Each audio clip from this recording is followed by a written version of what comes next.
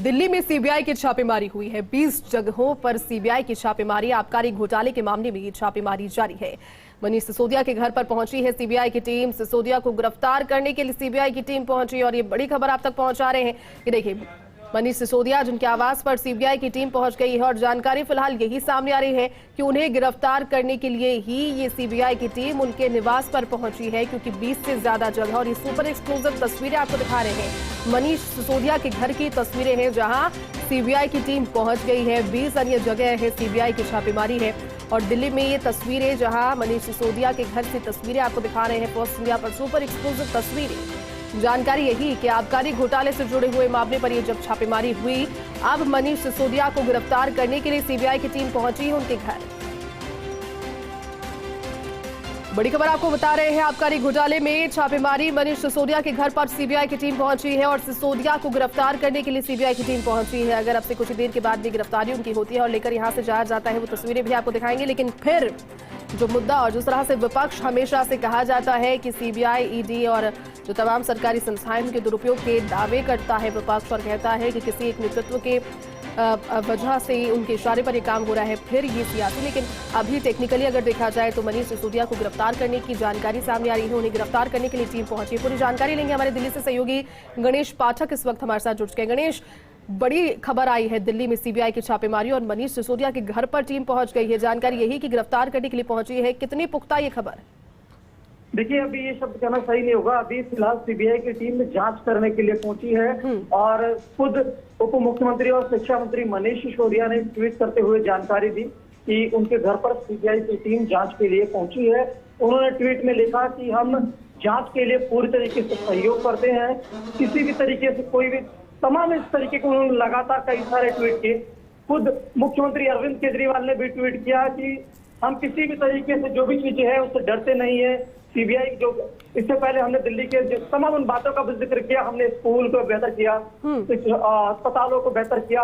अब जो दिल्ली के अंदर हम बेहतर काम कर रहे हैं तो हमें इन कामों में बाधा डालने के तरीके से केंद्रीय जांच एजेंसियों का दुरुपयोग कर केंद्र की सत्ता पर काबिज बीजेपी की एजेंसियों का दुरुपयोग कर रही है, हमें डरा धमका रही है। लेकिन हम कट्टर देशभक्त है, कट्टर ईमानदार है। हम केंद्र सरकार की इन केंद्रीय जांच एजेंसियों से कतई डरने वाले नहीं है।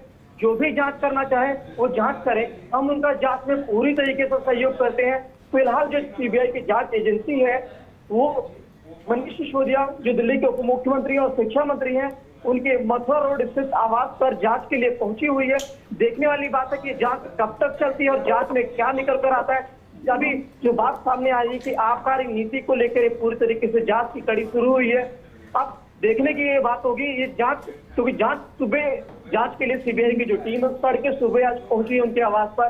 कितनी देर तक जांच चलती है, जांच में क्या मिलता है और क्या दस्तावेज सीबीआई के हाथ लगते हैं, ये देखने वाली बात है। जी बिल्कुल गणेश, आप ठीक कह रहे हो। देखिए, जब जांच होगी और अनुसंधान का विषय यकीनन है, लेकिन फिलहाल जो तस्वीरें मनीष सिसोदिया के घर से आ रही हैं, कितने बजे इस टीम पहुंची थी गणेश वहां पर? और 20 अन्य जगह है जहां पर भी सीबीआई की छापेमारी, वो कौन से दफ्तर है या फिर किसी के आवास है वो?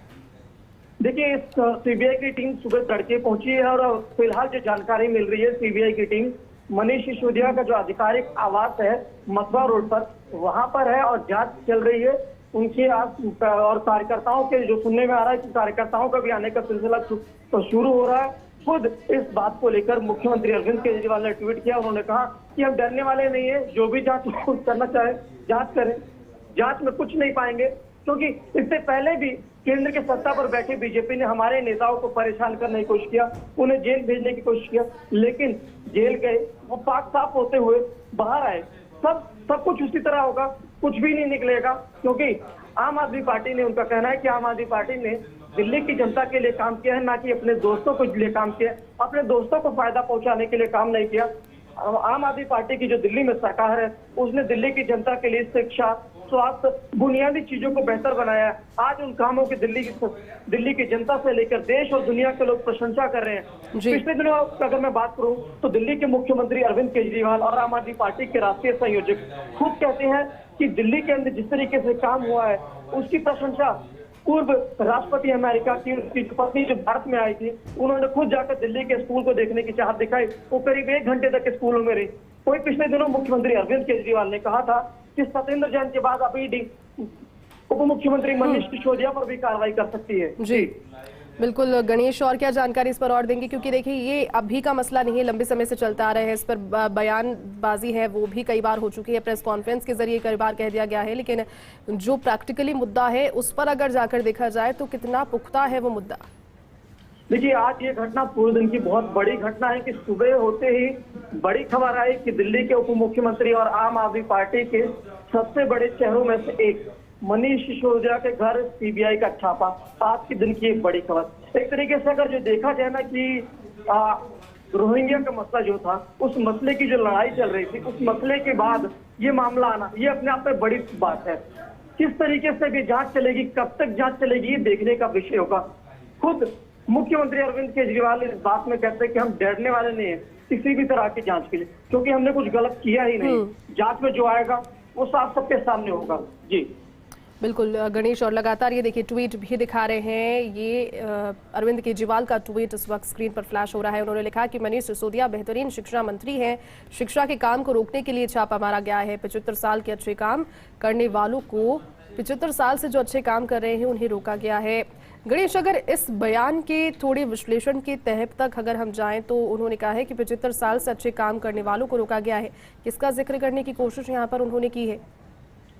देखिए, उनका पिछले दिनों आपने देखा होगा कि मेक इंडिया नंबर 1 कैंपेन उन्होंने लॉन्च किया। जी उन्होंने उस कैंपेन के जरिए कहा कि जितनी भी राजनीतिक पार्टियां थी उन्होंने देश के लिए कुछ नहीं किया, अपने दोस्तों के लिए, अपने परिवार के लिए किया। उस दौरान कहा कि अब हमें एकजुट होना होगा, भाईचारे के साथ आगे बढ़ना होगा, सारी चीजों को भुलाकर सभी राजनीतिक पार्टियों को उन्होंने कहा आह्वान करके एकजुट हो जाए।